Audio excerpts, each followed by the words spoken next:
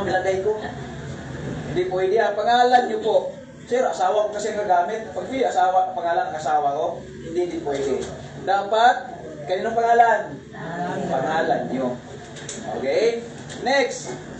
Dito, halaga ng hihiramin. Magkano ang hihiramin mo? Sino maglagay dito? Kayo pa din. Dito kayo magsulat kung magkano yung hihiramin mo. Kaso nga lang, minsan, hindi nilalagyan, kaya ang maglalagay, sino?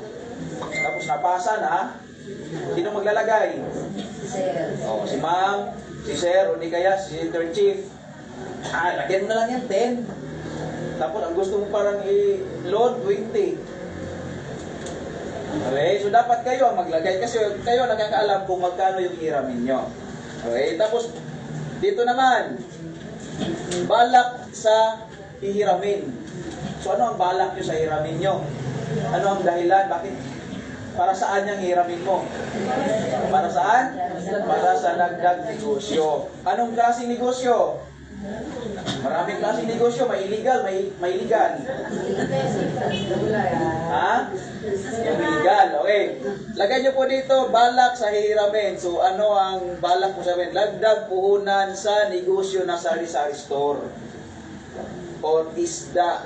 Pagtitinda ng isda. Okay, hindi pwede lang, maglagay lang kayo, balak na hiramin, dagdag puhunan. Yun lang. Dapat ilagay nyo rin kung ano ang negosyo. Okay?